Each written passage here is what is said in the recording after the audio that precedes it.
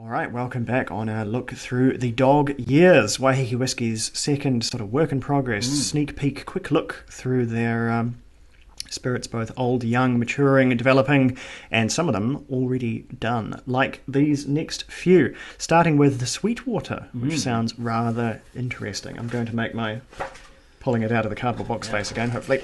Now, in the last episode, I bungled a little. There we go. I implied that everything in this box, aside from a new make, was all exactly the same age, but I was wrong. In fact, this is the younger of the three remaining, right? It is. This one is distilled in 2017, bottled last year in 2022. Okay. Which makes it 2 years younger than the other ones coming up. A single malt New Zealand whiskey, bottled at 41% This is ABV. 41, Yeah. curiously, 41.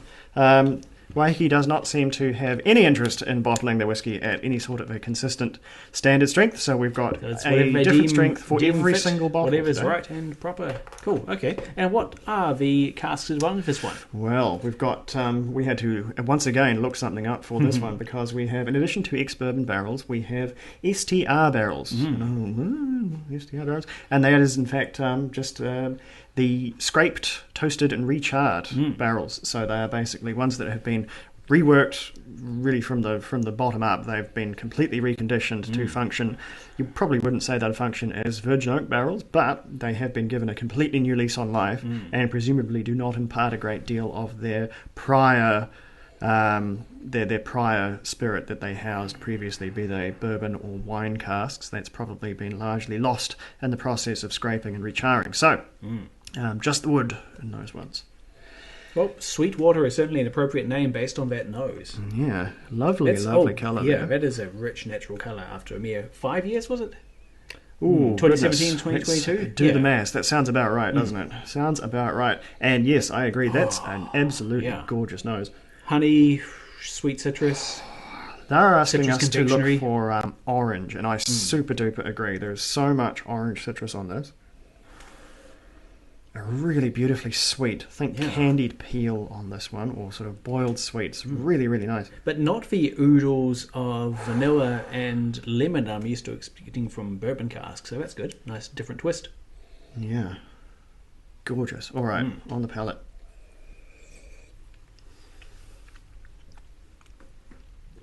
Ooh, Goodness there's me. there's some heat and there's some serious fresh wood on there too. This is going to take a few sips. Oh, dang. There is straight up barrel staves, popcorn. Oh, I was initially going to say this whiskey is one of the fruitiest ones I've ever tried, but that's only the very, very tip of the impression. This goes on a real journey here. I'm going to put a wee bit of water in. I'm going to try it again without water just so I can just try to get more out of it because there's a lot going on. I need to unpack. These are all 100% first impressions, so if we end up a little bit staggered, then that's just the cross we have to bear here, doing all of these completely live. There's some good, some rich charred wood, a bit of soot, a bit of ash, from those There really is. STR casks. There's a minerality here and a char that is really interesting, and it really juxtaposes that sweet fruit. Yeah, and there's also just some buttery popcorn, a bit of that citrus coming through, some, maybe some malty biscuits. What else? What are on their tasting notes? What should we be... Well, these ones are fairly concise tasting notes, which I like. I don't like to read a whole series of paragraphs for tasting notes because I think it gets a bit spurious at some point. But we're looking for, orange and honey on the palate, which I think is spot on. Spot on. Candied orange peel, honeycomb, dried apricot on the palate there. And aside from the dried apricot, we're looking for peppery and drying, certainly, and then lemon pip. I try to avoid eating lemon pips, but...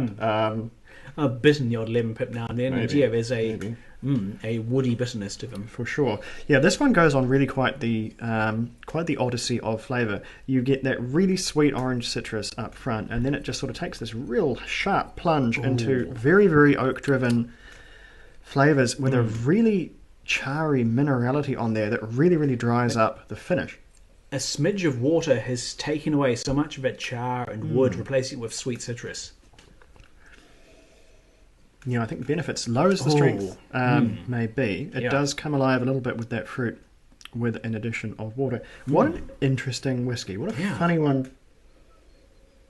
I wonder how repeatable this one is, because this is a really, really good one just to have as a standard range. I'm not sure what their they've decided what their house style is, whether it's a peated, whether it's an unpeated.